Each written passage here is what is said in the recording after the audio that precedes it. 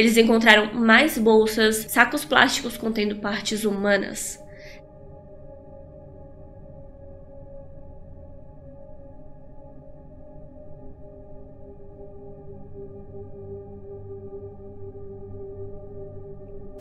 Bom dia, pessoal! Meu nome é Nathalie e bem-vindos a mais um vídeo de Caso Criminal, o primeiro vídeo do nosso especial de carnaval. No vídeo de hoje a gente vai falar sobre a Jessica Lewis e o Austin Winner. Como sempre, antes de começar, eu preciso indicar os gatilhos do vídeo de hoje: desmembramento, armas de fogo, violência doméstica, abuso de animais, abuso infantil. Todas as testemunhas do caso foram mantidas anônimas pela própria segurança e esse caso é bem atual, ok? Algumas informações podem estar faltando e algumas coisas que eu posso ter encontrado na internet pode ser só fatos que foram distorcidos pela mídia. Bom, Jessica Lewis e Austin Winner, apelidados de Jesse e Cash, estavam juntos há 7 anos, quando em dezembro de 2019 o casal decidiu morar juntos. Jessica era uma mulher muito gentil, ela era alegre e ela era decidida, teimosa às vezes. Ela tinha 4 filhos de outros relacionamentos antes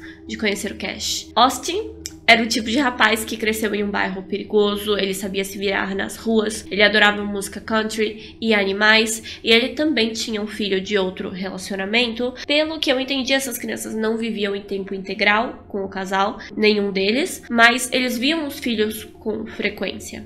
Os dois levavam a família muito a sério, eles eram muito queridos pelos pais, pelos tios, eles viviam em casa de parentes. Era uma coisa muito importante para eles se manter sempre perto da família. Bom, o casal alugou um quarto na casa de um senhor chamado Michael Lee Dudley em Burien, Washington, nos Estados Unidos. Porém, logo no início de 2020, os dois começaram a ter problemas com o que parecia ser gangues, dizendo para a família que estavam sendo perseguidos e coisa do tipo. De acordo com o pai do Austin, após fazer algumas reformas na casa dele no início de junho, o casal deveria retornar para ajudá-lo com outras coisas, mas eles nunca apareceram. O Austin não tinha celular, então a única maneira de entrar em contato com ele era pela Jessica, e ela não estava atendendo o telefone. Preocupado, ele foi até a casa deles, a casa que eles alugavam, para falar sobre a reforma, e encontrou o Michael, o proprietário. Michael disse para ele que o casal não estava morando lá, mas tinham deixado todos os seus pertences no quarto e ele podia vir buscar se quisesse. O pai achou aquilo muito estranho, ele decidiu voltar mais tarde, mas se lembra de ter visto algumas roupas do Austin na lata de lixo na frente da casa. Ele ficou ainda mais preocupado, porque sabia que os dois estavam com pouco dinheiro e tendo problemas com gangues locais. Ele achou estranho que eles se mudariam, iriam para outro lugar, sem avisar a família. Não ficou claro pra mim, infelizmente, se a polícia foi avisada do desaparecimento dos dois ou se um deles já tinha alguma ficha na polícia, alguma coisa assim, por causa do que acontece em seguida. Também em junho de 2020, todo mundo estava de quarentena e os jovens tinham encontrado uma nova maneira de se distrair. Um aplicativo chamado Randonautica ficou famoso nas redes sociais por indicar lugares aleatórios no mapa próximo a você para você dar uma voltinha e explorar. Pelo que eu entendi, você descrevia o que buscava com uma palavra e o aplicativo te dava um endereço perto de você, onde você encontraria essa coisa. Muitas pessoas estavam fazendo vídeos indo até esses lugares para ver o que encontravam, quase sempre procurando por algo ruim, algo assustador, sabe? No dia 19 de junho, um grupo de 3 adolescentes ficou famoso no TikTok quando postaram um vídeo de Randonautica, no qual eles encontravam uma mala de viagem preta embaixo de um pier na praia de Elk em Seattle, Washington. Eles tentaram abrir a mala, viam que o conteúdo estava todo enrolado em sacos de lixo e um cheiro horrível saía de lá. Então o grupo chamou a polícia e publicou esse vídeo. Eles logo apareceram novamente, explicando que sim, era um crime, provavelmente alguém foi assassinado e eles não podiam falar mais sobre isso nas redes sociais, porque a polícia estava investigando. Logo foi publicado que naquele dia os policiais tiveram muita dificuldade em encontrar a mala depois que os adolescentes fizeram a ligação, porque ela foi levada pela água antes deles chegarem e os adolescentes estavam com medo de ficar tocando e deixando impressões digitais e esse tipo de coisa. Então a água levou a mala de volta para o mar. Levou algumas horas para ela ser encontrada e ela estava vazia.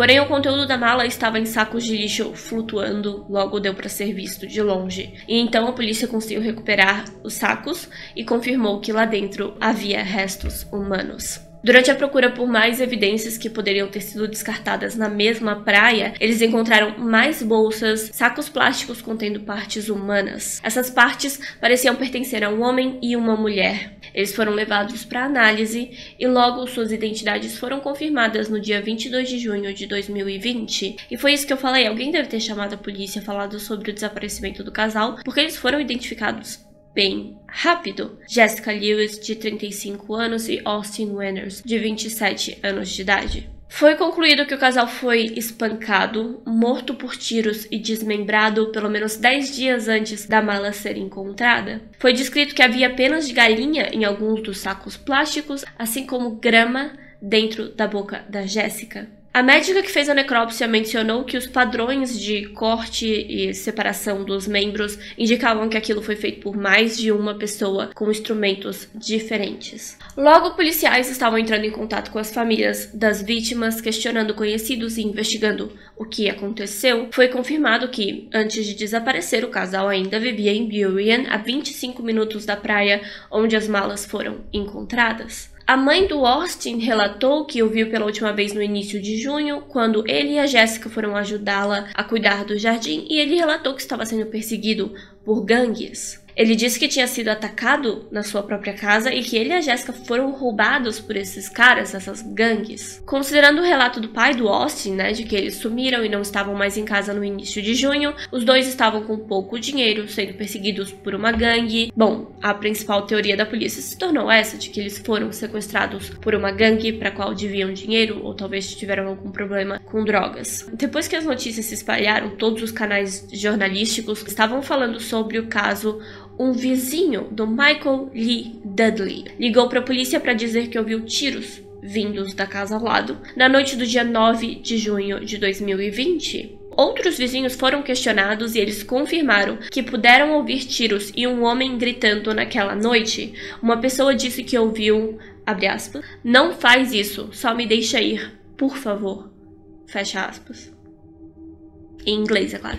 Na primeira vez que foram até a casa do Michael, ninguém atendeu, ele não parecia estar em casa, então eles continuaram questionando vizinhos e ex-moradores. O Michael alugava quartos lá há bastante tempo, a casa era quase como um hostel, às vezes ele simplesmente cobrava pela noite das pessoas, e ele planejava continuar alugando mesmo depois do sumiço repentino do casal. Uma mulher foi chamada para ver o quarto naquela mesma noite, 9 de junho de 2020, quando se presume que o casal faleceu, e disse que o Michael estava muito mal naquela noite. Ele estava com arranhões no rosto, sujo, cansado, e o que a assustou mesmo foi quando ela entrou no quarto. Ela planejava ficar no mesmo quarto em que o casal estava morando até aquele dia, e ela encontrou uma pilha de roupas no canto com algo escondido embaixo. Ela não teve coragem de olhar, mas ela acha que era um corpo. Por quê?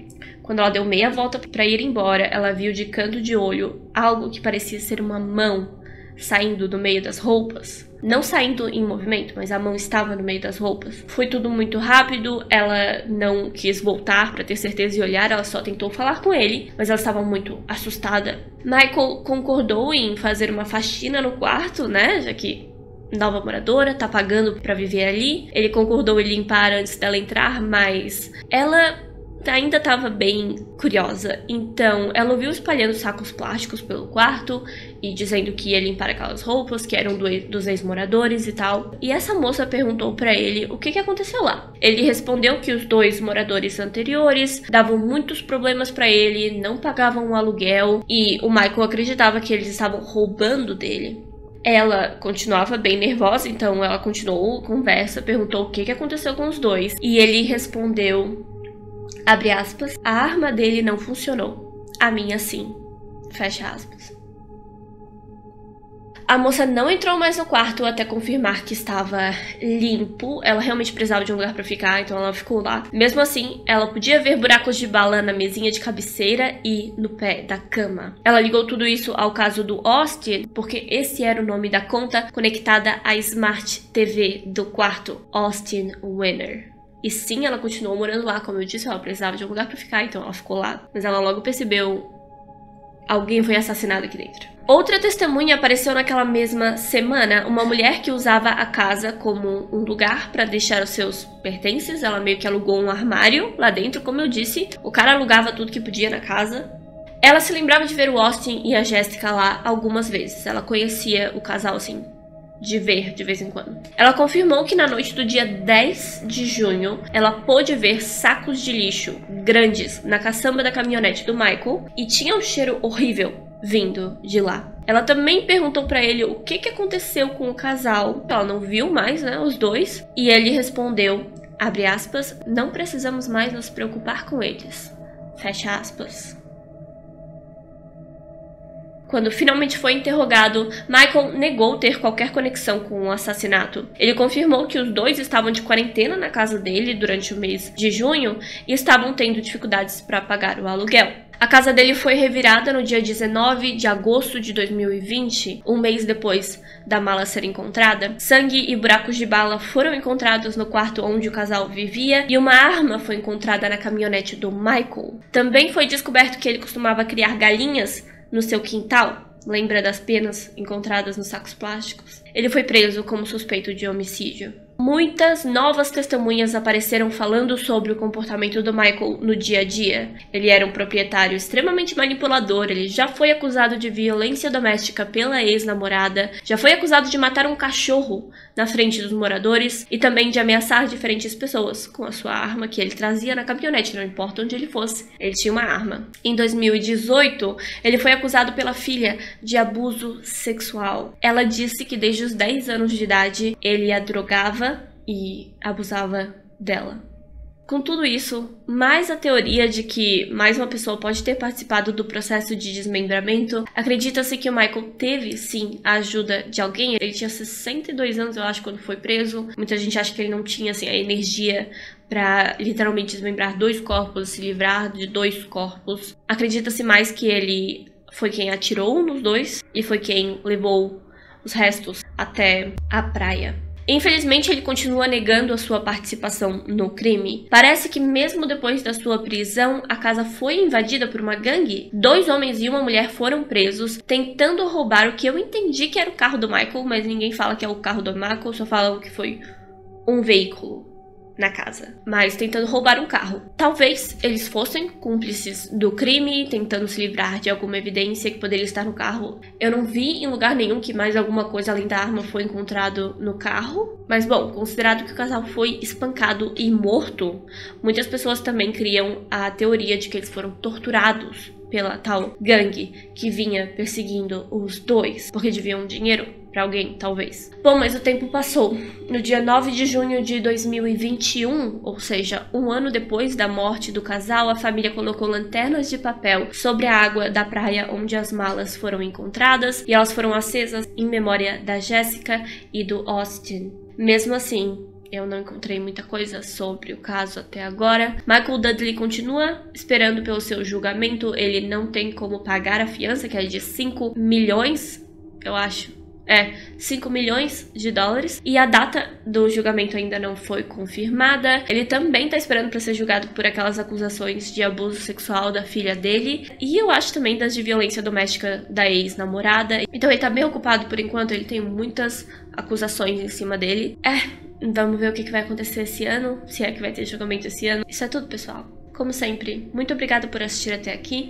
Muito obrigada por deixar o seu like, deixar o seu comentário e por se inscrever no meu canal. Muito obrigada, Elicássia Queiroz de Brito, Fernanda Araújo, Augusto Lanzelotti, por serem membros do meu canal. Muito obrigada, pessoal. Se você está assistindo e gostaria de ser membro, clica no botãozinho aqui embaixo. Se você gostaria de me dar uma gorjeta, é só clicar no valeu. Se você gostaria de apoiar meu segundo canal, meu canal de vlogs, ele vai aparecer aqui do meu lado. É isso. Eu espero que você esteja tendo um bom feriado de carnaval. Eu sei que hoje é só sábado. Eu espero que você esteja se divertindo. E eu vejo vocês amanhã para mais um vídeo. Tchau!